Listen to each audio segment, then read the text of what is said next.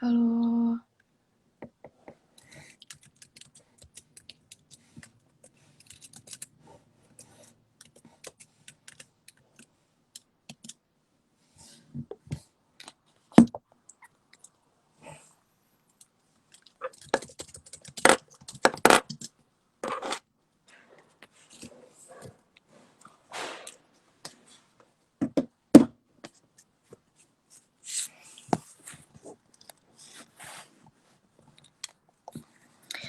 Mungkin teman-teman kita tunggu lagi dokter ya. Kita berdoa semoga ini masalah yang terakhir. Sejujurnya nggak tahu lokasi letak masalahnya di mana.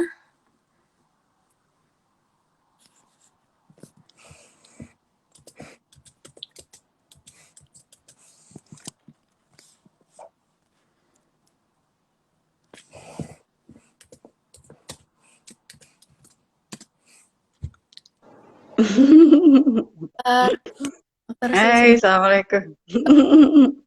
Dokter, waalaikumsalam dokter. Mm-mm. Oke, Ini ya. Tadi lanjut-lanjut aja gitu kita, santai aja nih. baik dokter. Mungkin tadi kita udah sampai di bagian yang ini ya protokol yang seharusnya rapid test, tapi kita nggak mungkin bisa ya dokter ya. Mm-mm, mm-mm. Oke, jadi sekarang saya lanjutin ya. Kalau gitu, eh, apa yang mesti dilakukan ya sama ibu hamil? Pertama, dia kontrol kehamilan, ya. Terus kemudian ini ibu hamil yang sehat ya.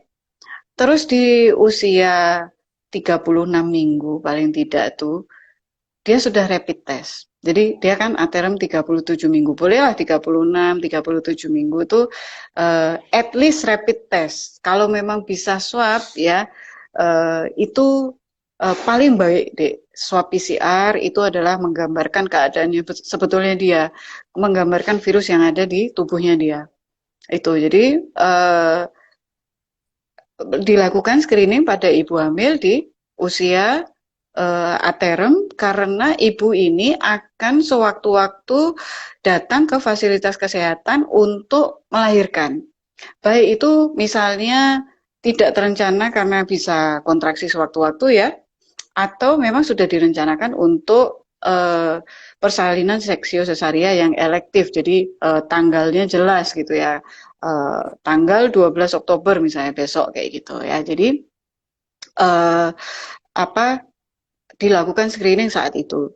Dan juga kenapa kok dilakukan screening? Karena ini untuk kepentingan pasien itu sendiri dan pasien-pasien berikutnya. Karena akan diketahui statusnya pasien itu apa. Dia suspek, probable, atau confirm untuk memastikan dia confirm positif atau tidak, itu prinsipnya. Apakah cukup dengan rapid test? Enggak. Jadi kalau rapid test itu memang tidak mewakili ya bahwa bisa aja rapid test positif ternyata swabnya negatif atau sebaliknya itu bisa juga ya. Rapidnya negatif, swabnya ternyata positif. Tapi kita tuh at least men-screening pasien yang mana yang akan kita lanjutkan untuk swab berikutnya gitu. Supaya pasien ini sendiri tahu sehingga tata laksana untuk dia sendiri itu jelas, tata laksana untuk bayi yang akan dilahirkannya itu jelas gitu. Dia mau menyusuinya bagaimana selanjutnya gitu ya.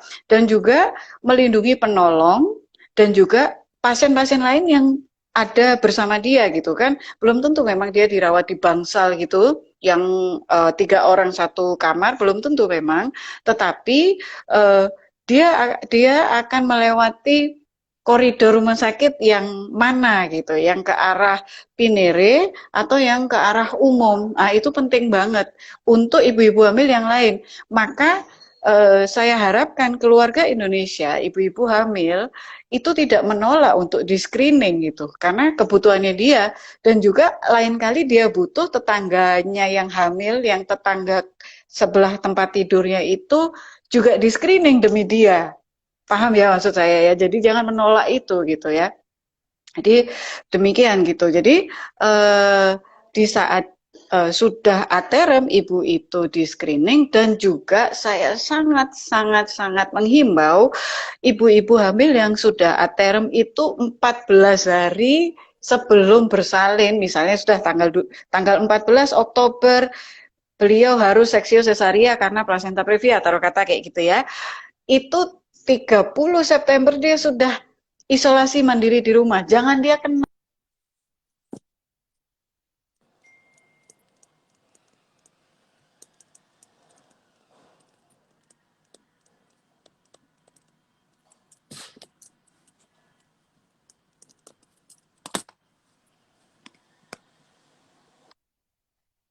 Iya, Sip. iya, dokter. Ya, jadi apa tadi saya bilang? Oh, saya sangat menghimbau agar ibu yang akan bersalin itu tidak kemana-mana. Jadi Mm-mm. sangat membatasi, sangat membatasi dia di rumah aja gitu ya, di rumah supaya dia tidak terpapar COVID, gitu. Sehingga ketika dia bersalin, bersalinnya itu eh, lancar, biasa, tidak ada potensial menulari, tidak ada potensial ke bayinya juga gitu, menulari bayinya juga gitu. Baik, dok. Em, Mm-mm. Jelas ya. Mungkin timbul pertanyaan, dok. Kira-kira apakah gejala pasien COVID pada ibu hamil dengan pasien yang misalnya dengan yang normal gitu, yang wanita yang tidak hamil, itu apakah ada perbedaan atau tidak, dok? Gejala. Pada prinsipnya sih gejalanya sama aja. Cuman gini deh. Jadi gejala itu sama. Taruh kata anosmia, tidak mencium bau ya. Itu sama. Taruh kata berat ya, pneumonia kayak gitu tuh sama gitu ya. Tapi ada konsekuensinya. Ketika gejala seorang ibu itu memberat, gejala ibu itu memberat, bisa jadi bayinya harus diterminasi. Nah, kalau dia bayinya Hmm. diterminasi di usia aterem nggak masalah ya kan. Jadi bayinya itu akan lahir nangis, tidak memerlukan ventilator. Tetapi ketika bayinya itu paru-parunya belum matang, ibunya gejalanya memberat, itu mungkin kita harus segera menyelamatkan bayinya atau jangan-jangan bayinya udah ya gitulah ya, fatal karena gejala ibu itu memberat. Mm-mm. Maka ketika seorang ibu hamil itu terkonfirmasi positif dan bergejala, dia harus mendapatkan obat-obatan, itu jangan ragu untuk eh, mengkonsumsi obat-obatan yang diresepkan itu. Pada umumnya obat-obatan yang diresepkan itu tuh aman untuk kehamilan ya, dan untuk menyusui juga termasuk misalnya ibu itu menyusui. Jadi jangan ragu untuk mengkonsumsi itu gitu. Karena kalau gejalanya memberat, saat itulah takutnya ke bayinya juga gitu. Bayinya harus dilahirkan prematur maksudnya, sehingga ya konsekuensi merawat bayi prematur tuh sangat berat ya, harus di inkubator, bisa jadi dia memerlukan ventilator dan obat-obatan yang lain gitu, gitu. Oke, dokter. Nah, Mm-mm. kita udah bicara tadi, sebenarnya itu udah jadi pertanyaan selanjutnya di dok mengenai obat. Tadi teman-teman tuh penasaran kira-kira obat-obatan saat hamil ini apakah memang tidak memberikan dampak apapun, karena kan kalau secara kita pelajari ya dok, kalau Mm-mm. misalnya harusnya Mm-mm. ketika seorang ibu hamil tidak lebih baik tidak mengkonsumsi obat apapun gitu dok ya. Nah, Mm-mm. kalau misalnya saat COVID dia mengkonsumsi obat, apakah memang benar tidak ada apa-apa atau ada caution yang perlu diperhatikan, dok? Yes, jadi secara keseluruhan di obat yang secara umum obat yang dibutuhkan ketika ibu itu terkonfirmasi COVID dan bergejala itu kategorinya B sama C, Dek. Jadi pada umumnya masih boleh diberikan pada ibu hamil itu gitu.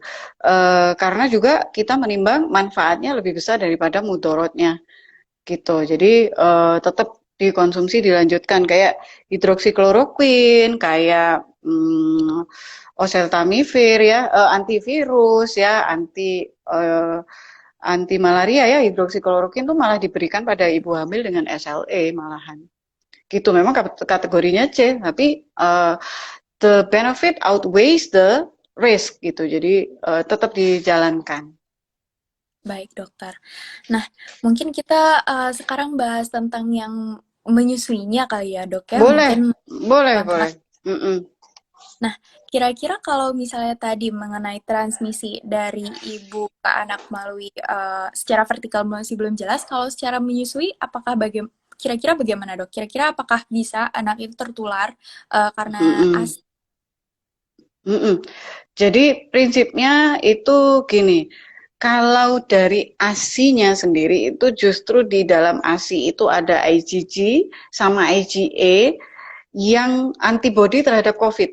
Jadi ASI-nya sendiri aman. Jadi ASI-nya itu zatnya itu aman dan malah bagus ya diberikan. Malah justru kalau di luar negeri itu ada anekdot ya, gara-gara penelitian ini, gara-gara ASI itu aman, maka eh, diburu oleh penyintas COVID gitu biar sembuh gitu ASI itu. Jadi nggak buat bayi aja gitu. Jangan-jangan begitu, jangan-jangan ada praktek jual beli ASI gitu ya. Itu anekdot ya. Moga-moga memang nggak terjadi ya. Anekdotnya kok ngeri gitu.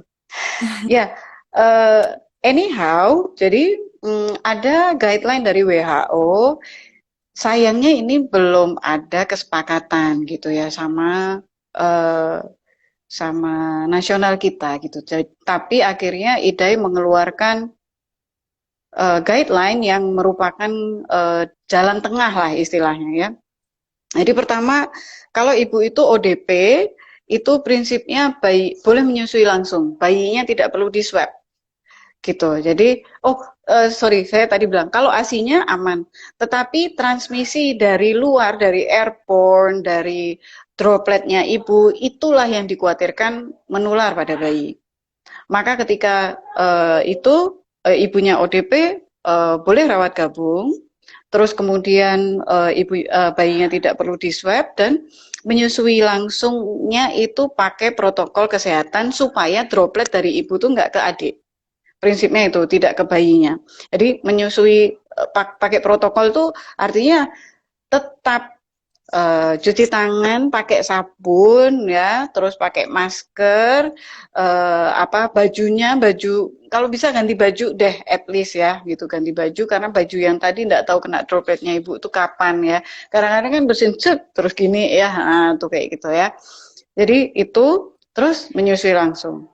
Kalau ibunya PDP itu eh, memang dipisahkan sementara, jadi bayi dirawat tersendiri, ibunya sendiri pakai menyusuinya pakai ASI perah, jadi diantarkan ya, dan itu sementara ya perpisahannya itu, dan bayinya tetap tidak diswab. Nah, kalau bayi ibunya terkonfirmasi positif, itu jelas akhirnya memang bayinya harus diswab hari ke-1, kedua, ke-14. Nanti dikonfirm sama dokter anak ya, dokter neonatologi yang menangani bayi ya. Terus memang menyusuinya juga pakai ASI perah yang diantarkan. Nah, cara memerahnya itu yang bagaimana yang aman itu sama. Tadi menyusui itu cuci tangan, ini juga cuci tangan. Kalau pakai memerah pakai tangan, kita di Aceh menyusui mengajari ya, memerah itu tidak harus pakai pompa yang mahal-mahal. Tangan ini adalah pompa termahal kedua ya. Pompa termahal pertama tuh mulut bayi. Jadi mulut bayi itu sangat baik mengeluarkan ASI dari ibunya, mengekstraksi ASI dari ibunya, maka jangan dirusak pompa termahal di dunia ini pakai botol dot.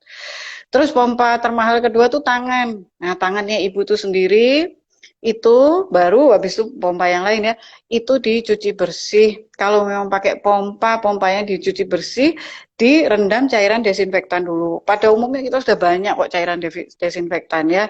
Nggak boleh sebut merek ya di sini ya. Pokoknya yang bisa digunakan oleh household ya. Maksudnya tidak harus desinfektan yang di rumah sakit kayak itu.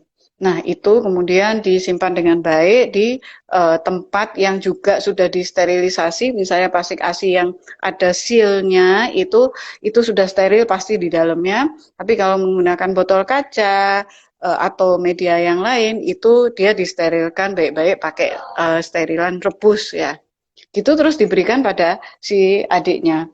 Nah, cara memberikannya juga tetap saja harus mengikuti mana ya saya bawa di jangan pernah pakai dot. Nah, di Aceh Menyusui kita mengajari itu menyusui itu memakai media lain harus meniadakan dot. Bisa pakai ini ya, ini adalah cup feeder. Jadi si adik itu kita pertahankan jangan sampai dia menyusunya menyempit seperti menyusu pada dot dan nanti soalnya bingung putih nggak mau nyusu sama ibunya lagi ketika ibunya dan adiknya sudah sama-sama sehat. Jadi kalau menyusu itu pakai ini atau pakai pipet atau disendokin kayak gitu. Nah, caranya gimana ya harus belajar dari sekarang. Makanya follow Aceh Menyusui supaya bisa memerah pakai tangan, supaya bisa memberikan ASI perah itu tanpa dot dan yang memberikan anggota keluarga lain yang sehat yang tidak ada COVID-COVID-nya ya, tidak rapid positif, tidak terkonfirmasi positif gitu. Jadi yang diajak belajar juga semuanya gitu. Dan itu belajarnya ya lebih baik dari saat tenang-tenang, saat hamil, bukan saat emergency mau melahirkan, oh ternyata ini positif dan sebagainya, nanti udah nggak masuk pelajarannya pada umumnya seperti itu. Gitu. Baik.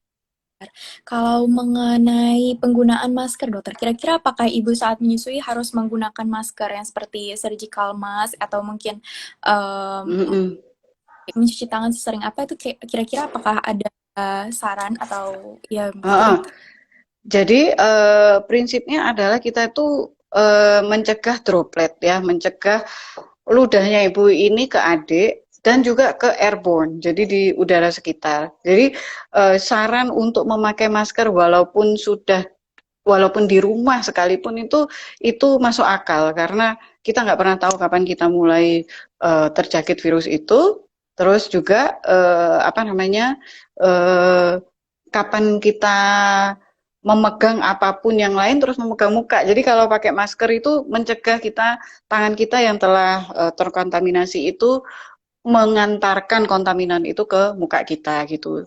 Begitupun jadinya safe untuk orang lain juga. Jadi waktu yang pasti ya saat sebelum menyentuh bayi, baik itu untuk menyusui maupun untuk mengganti popok misalnya gitu. Gitu, itu pasti. Baik, dokter. Oke. Mungkin kita karena udah pukul 6 juga nih, dokter, kita langsung ke sesi Mm-mm. Q&A aja, dokter ya. Mungkin ya kita langsung Boleh. nanya nih Mm-mm. kepada Pan, kira-kira apakah ada yang ingin langsung ditanyakan ke konsultan ahli ini kepada dokter kan seputar mengenai COVID-19 in pregnancy atau juga mungkin saat menyusui? Silakan, mungkin kita bisa tunjuk, kita Mm-mm. bisa sama. Kita tunggu ya dokter Mm-mm. ya. Oh iya, Mm-mm. ini Ini tadi setelah Q&A ya. ini kita memberikan door prize nih untuk partisipan yang bertanya. Jadi bukan bertanya sih, bisa menjawab pertanyaan. Jadi nanti kita bisa dokter bisa memberikan 2 buah pertanyaan. Kemudian nanti 2 partisipan Mm-mm. tercepat dan tepat yang menjawab akan menerima door prize berupa saldo OVO atau pulsa sebesar 20.000. Dan nanti akan dihubungi Oh, oleh panitianya. boleh saya tambahin? Boleh, dokter? Door prize-nya ada dapat gantungan kunci dari komunitas Aceh Menyusui, nggak hanya Oh, satu tapi 3. Nanti biar semangat, semangat. Gantungan kuncinya imut saya bawa nggak ya? Oke, udah ada yang nanya apa enggak tuh sambil saya ambil gantungan kuncinya. iya, dokter. Nah, ini ada pertanyaan, dok.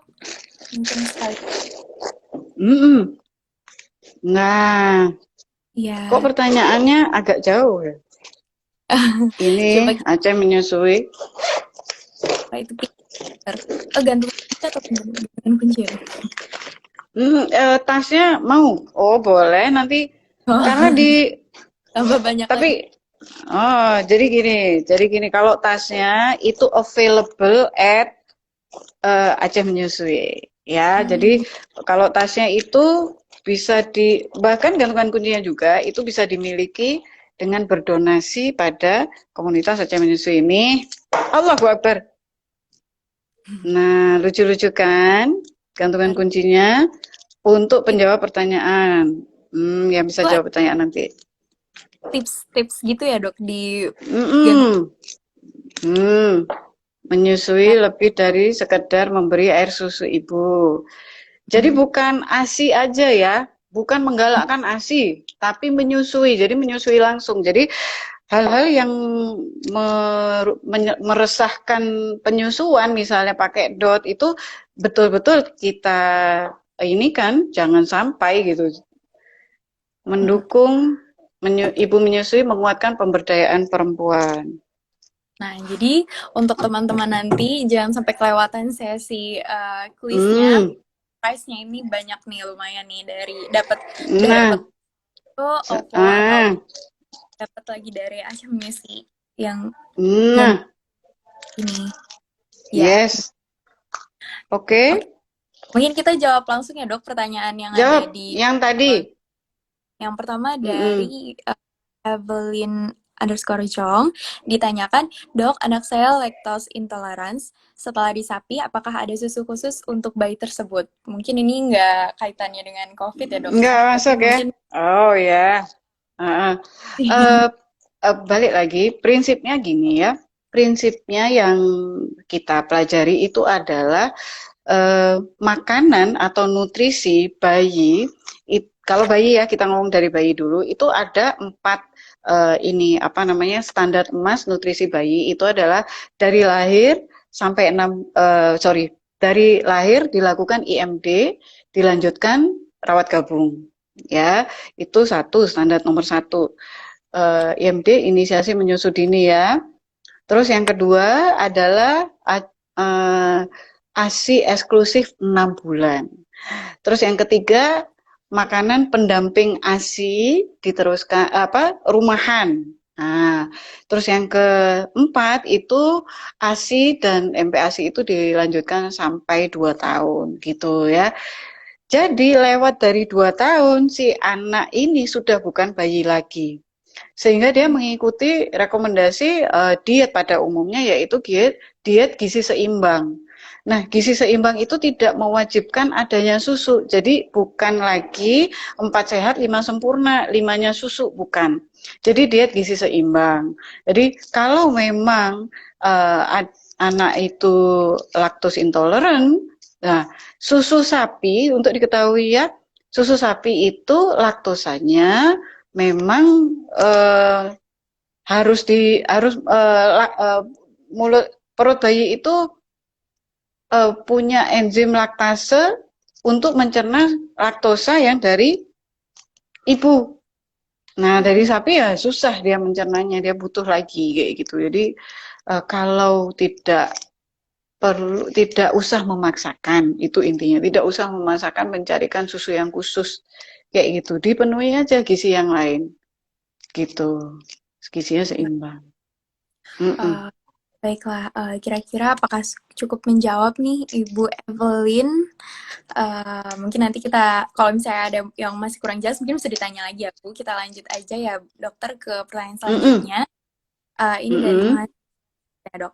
Izin bertanya, dokter, apakah ada alasan tersendiri tidak dianjurkannya menggunakan DOT pada bayi? Yes. Jadi dot itu eh, dia itu dimiringkan saja gitu, itu sudah menetes. Sehingga si adik itu tidak perlu effort, dia udah dapat. Jadi tinggal telan, tinggal telan. Sementara payudara ibu ya yang isinya ASI itu, ibunya mau nungging mau apa kan enggak tumpah ya gitu loh. Jadi si adik itu harus effort untuk mengeluarkan, mengekstraksi. Jadi dia harus menyusu pada areola payudara itu, bukan pada putingnya ya. Sehingga kalau puting yang inverted yang masuk juga nggak ada masalah karena dia menyusunya pada payudara, pada areolanya dia nggak masalah gitu ya untuk mengeluarkan uh, ASI itu gitu. Nah, kalau dia itu terbiasa dot, dia itu akan cuma menyusu pada putingnya tok. Nah, fisiologi menyusu itu tidak bisa mengeluarkan ASI dari yang disebut putingnya tok itu. Jadi si adik kalau sudah kena dot, keenakan pakai dot, disuruh nyusu ke ibunya nggak mau, marah karena nggak dapet, dia harus effort dan sebagainya. Padahal yang alami justru justru pola yang menyusu mencaplok payudara semuanya kayak gitu, bukan putingnya aja. Kalau menyusu pada putingnya aja, karena terbiasa DOT, itu gigi geliginya nggak tumbuh dengan sempurna. Terus ada masalah karena dia seringnya tuh ketiduran, dia dotnya itu miring, keluarin terus asinya, terus masuk ke gendang telinga tengah, nanti otitis media jadinya si adiknya itu. Dan cara bicaranya juga karena kelainan pada gigi geligi ya jadi salah salah juga jadinya gitu. Gitu. Jadi memang jangan sampai kena dot. Belum Oke, lagi bicara bahannya ya, lateksnya atau yang biasanya dikandung dalam dot itu kan susu formula. Nah, bahaya susu formulanya jadi kita bicaranya gitu. Gitu baik. deh. Nah, Mm-mm. ini pertanyaan lain dokter dari Windy Atianiar ditanyakan begini dokter, apakah bayi yang baru lahir tapi terkena COVID bisa sembuh total dokter? Mm-mm. Jadi sembuh total itu urusan Allah. Ya, pertama itu. Tapi bahwa bayi ini akan ditangani oleh multidisiplin tetap saja seperti dokter seperti ibu hamilnya dan menyusuinya multidisiplin. Tidak hanya dokter kandungan tetapi dokter paru juga.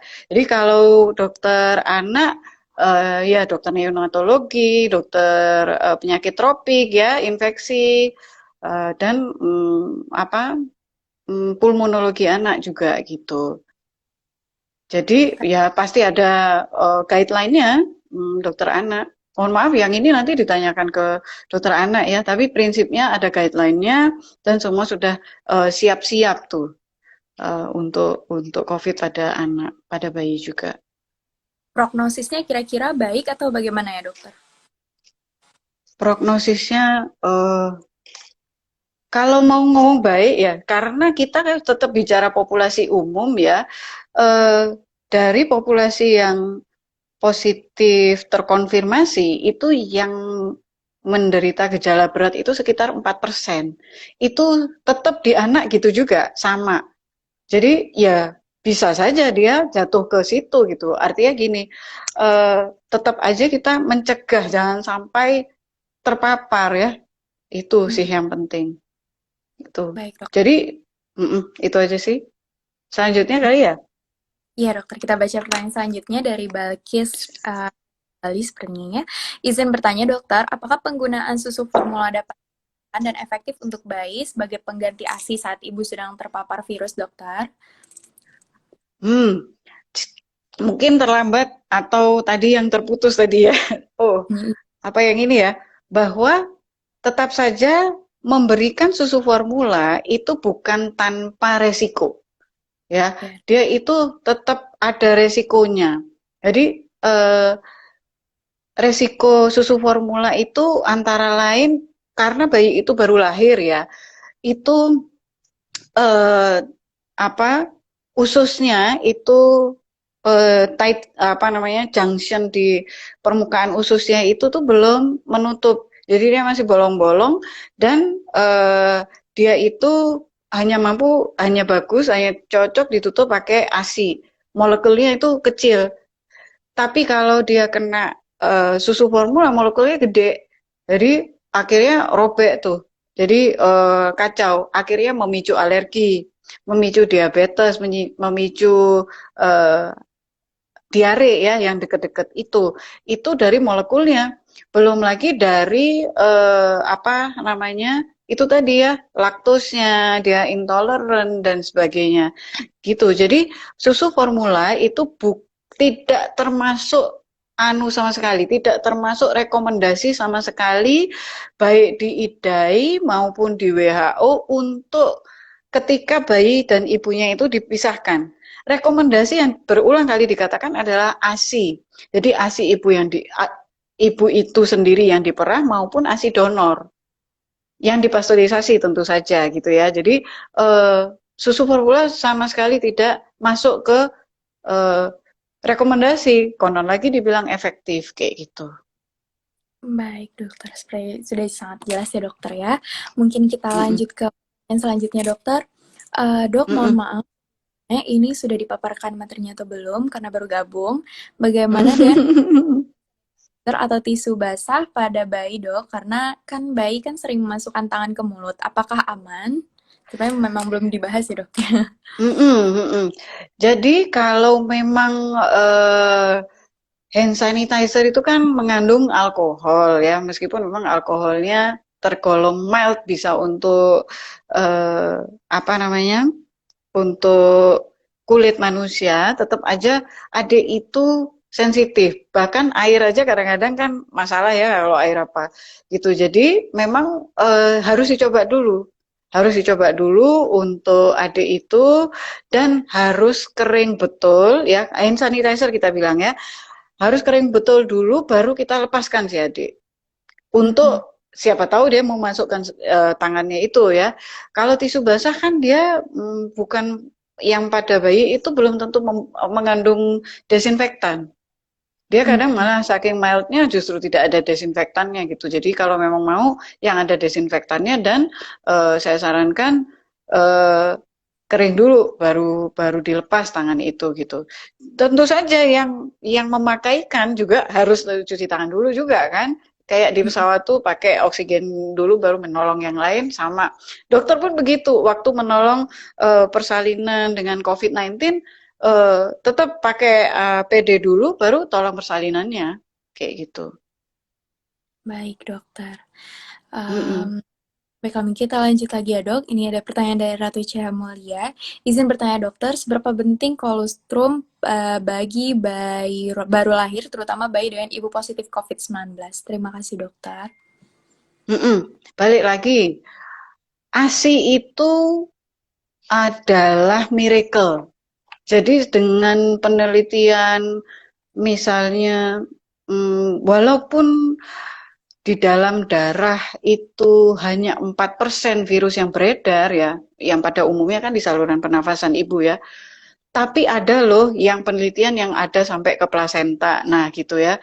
Tapi justru penelitian tentang ASI itu ada IgG dan IgA-nya yang antibody anti COVID justru gitu. Jadi apa namanya? Justru itu yang menolong justru ya. Baik, dokter. Nah, Heeh. mungkin Mm-mm. ya, dokter. Nah, mungkin mengingat waktu kita satu pertanyaan lagi ya, dokter ya. Kita bacakan ya. Boleh, boleh Uh, muka masih nyambung. Mm-mm. Muda ini ditanyakan tips makanan untuk ibu hamil agar imunitas tetap terjaga bagaimana ya, dokter? Yes, thank you. Jadi prinsipnya gini, hamil nggak hamil, jadi terutama dari wanita itu sudah menginjak eh, menstruasi ya, pubertas, itu sudah harus memperbaiki gizi sebelum hamil gitu. Jadi dia harus tidak anemia gitu ya. Yang anemi tambah anemi gitu. Ekstrimnya malah kalau yang anemia nggak boleh hamil malahan kayak gitu ya. Jadi makan jangan lupa nih makan 3 porsi sayur, 2 porsi buah. Itu. Terus begitu pun hamil. Nah, kalau hamil itu adalah meneruskan asam folat dan vitamin D. Itu dilanjutkan. Sementara penelitian dan kadar kalsium dan vitamin D pada populasi pada umumnya termasuk ibu hamil termasuk laki-laki itu rendah. Jadi ya yang makanan-makanan yang kaya kalsium dan vitamin D dan jangan lupa berjemur. Nah, berjemurnya itu jam 10 sekarang ya, rekomendasinya jam 10 sampai jam 13 kalau nggak salah. Gitu. Ya, manfaatkan sinar matahari tropis ini kita. Iya, Dok. Tapi akhir-akhir ini agak lagi musim hujan ya, dok ya, mungkin agak terbatas. Itulah. Iya, makanya sinyal-sinyal handphone pun kacau. Baiklah, dokter. Ya, gitu. Untuk sesi pertanyaan hari ini kita batasi sampai sini aja dulu ya, dokter ya. Kalau mungkin kita bisa Boleh. sarankan yang mungkin pertanyaan belum terjawab bisa langsung bertanya ke program Aca Menyusui atau TBMF Kaunsia, nanti kita jawab Betul. secara Ya, personal. Oke, oke. Iya, baik Mm-mm. dokter. Mungkin kita tadi lanjutkan yang kuis. Mm-mm. Ehm, Gimana nih dokter? Apa pertanyaannya dari dokter atau mungkin dari panitia dok? Sepertinya lebih seru kalau dari dokter nih dok. Oke, dari saya ya. Ya, mungkin Tadi teman-teman sudah, uh, uh, mm-mm. bisa fokus untuk menjawab. Eh, pertanyaan yang pertama, bagaimana rekomendasi pemeriksaan kehamilan selama pandemi ini? Berapa kali dalam 9 bulan ibu hamil itu ibu harus periksa? Nah, tuh Ya, siapa yang berarti bisa ini jawab? berat ya dokter ya. Seharusnya nih Ah, sekali langsung dapat hmm, jawaban. langsung dapat, langsung siapa yang paling cepat? Dah, panitia yang cari, apa? Intan deh yang menentukan. Siapa? Iya dok. Cepat, cepat, cepat. Nah, udah ada yang jawab nih dokter. Yaitu Mana? Mulia jawabannya 6 kali dok. Kira-kira benar apa tidak ya? Iya, pinter, tepuk tangan betul. 6 Oke kali dok. betul. Mm-mm. Nggak tahu nih kopi-kopi yang atas atau gimana nih. Oke, Semuanya nonton juga kok tadi. iya. Eh, Mm-mm. Berarti kita udah dapat satu pemenang, dok. Kita kasih satu Mm-mm. pertanyaan ya, dokter ya. Satu Mm-mm. lagi, coba dari panitia ada?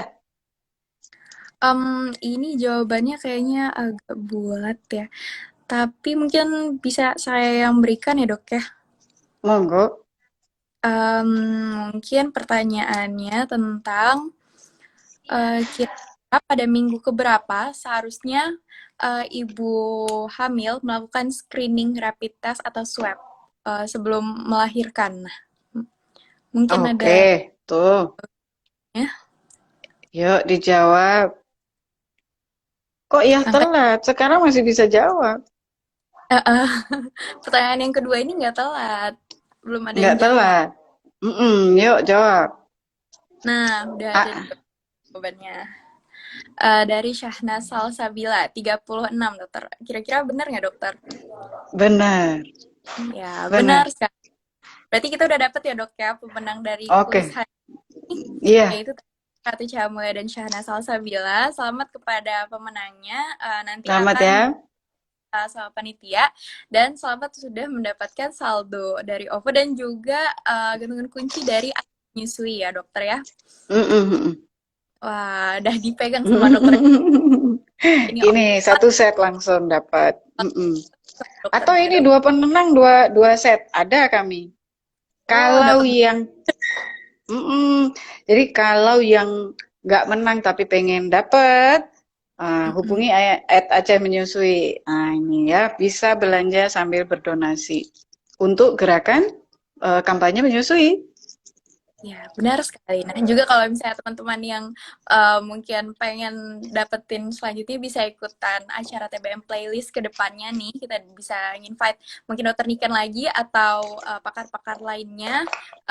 Jadi ada kesempatan lain ada next time ya. Nggak usah kecewa dulu. Mm-mm. Mm-mm. Ya, mungkin itu dokter. Mm-mm. Kira karena kita sudah sampai di penghujung acara, mungkin dokter yang menyampaikan take home message untuk acara hari ini pada mungkin Mm-mm. mungkin ada yang baru Yes. berjoin. Jadi take home message-nya adalah karena siapapun bisa terjangkit COVID-19 ini, tidak terkecuali ibu hamil dan konsekuensinya jadi panjang kalau ibu hamil kena positif COVID, itu kita harus betul-betul menjalankan protokol kesehatan. Jangan lupa protokol kesehatan tuh pada umumnya, sudah cuci tangan, bawa hand sanitizer sama pakai masker. Jangan lupa yang satu, jangan gatel untuk main-mainan keluar rumah yang nggak perlu ya. Jadi tetap stay at home itu adalah tempat yang paling aman ya. Kalau bisa work from home deh gitu ya. Dan juga ini juga loh, kenapa kita live-nya tanggal 11 bukan tanggal 10? Kenapa Intan? Nggak tahu ya. Kira-kira ada hari spesial hari Kira-kira ini? bukan. Karena kemarin tanggal 10-10 tuh Harbolnas. Jadi Oh, ibu-ibu yang nggak pernah keluar itu bisa konsentrasi belanja dari rumah gitu. Artinya tetap nggak gatel shopping-shopping yang nggak perlu keluar ya. Dari rumah aja udah bisa shopping ya. Termasuk nanti ini Itu tadi tanya ya, satu set langsung dapat 3, kok ada 2 set, maksudnya begitu. Oke? Eh, dokternya nih check out nggak nih dok kemarin waktu Harbolnas dok? Check Nah, out. ini ditonton suami saya, nggak bisa jujur di sini. Ya Mm-mm. gitu ya teman-teman pesannya. Apalagi ini kan mungkin teman-teman mahasiswa nih yang ada di sini yang paling sering kelayapan ya dokter ya. Kita sangat Nah, kita mm-mm. untuk melindungi lingkungan sekitar kita itu sangat besar. Terutama kalau di rumah Betul. mungkin ada yang lagi hamil atau lagi menyusui atau ada mungkin bisa lebih di dokter ya. Betul, betul. Kita harus concern sama sekitar kita juga, nggak cuma melihat diri kita sendiri ya. Jadi, monggo Dokter Zainal. Ya, Baik. nggak boleh tutup mata. Kita harus concern apa namanya eh, demi kesehatan kita sendiri dan orang-orang di sekitar kita. Nanti perbuatan baik yang kita lakukan tuh kembali ke kita. Jadi anak kita aman ya, kita sendiri juga persalinannya aman, gak usah mikir aneh-aneh. Gitu. Nah, didengar ya Mm. teman-teman juga mungkin ibu-ibu yang nonton nih mungkin bisa diaplikasikan dan sebenar-benarnya. Nah, dok, Mm-mm, mm-mm. mungkin kita juga sudah sampai di ujung acara dokter. Terima kasih banyak atas kesempatannya sudah mau sharing dengan kami semua dokter dan Mm-mm. ada masalah koneksi. Mohon maaf sekali lagi Nggak dokter. apa-apa, kami juga kayak gitu kadang-kadang. Ngerti? Ya, makasih juga. I feel honored udah diundang ke sini. Dan jangan lupa kalau memang ada yang belum terbahas ya, Aceh Menyusui juga pada hari Rabu besok, kalau nggak salah tanggal 16, itu kita juga kulwap. Ada kulwap untuk khusus COVID-19 in pregnancy and in lactation ya. Jadi apa namanya, kalau memang mau lebih intens ikut kulwapnya itu register gratis tis ya, karena kita memang mau menjangkau banyak lebih luas lagi masyarakat untuk mendiseminasi pengetahuan ya, knowledge ini gitu. Baik dokter, kayaknya Mm-mm. saya di sini daftar dok. Boleh boleh boleh. Mm-mm. Ada di feeds-nya Aceh Menyusui ya, di situ bisa Siap, nanti ya. baik Mm-mm. dokter. Nah, mungkin sampai di sini teman-teman sesi kita hari ini. Terima kasih banyak pada semua partisipan yang sudah bergabung. Semoga hari ini memberikan banyak manfaat untuk kita semua, lebih membuka mata kita tentang pentingnya kesadaran akan COVID ini, nggak cuma untuk diri sendiri tapi orang lain. Sekali lagi saya ucapkan terima kasih kepada dokter yang sudah memberikan materi dan pencerahan kepada kami yang cukup sempurna mungkin ya dokter ya bisa dibilang. Oh, nggak, kesempurnaan hanya milik Allah. Ya sedikit aja saya bisanya. Iya, tapi ini udah Mm-mm. udah memang nggak kalau nggak Lumayan didoain lah ya. ya dok ya. Oke, mungkin sekian dokter, kita tutup ya dokter. Wabillahi taufiq Ya, wal hidayah. Assalamualaikum warahmatullahi wabarakatuh. Terima kasih dokter. Waalaikumsalam warahmatullahi wabarakatuh. Salam menyusui. Terima kasih dok. Terima kasih dok. Terima kasih teman-teman semuanya.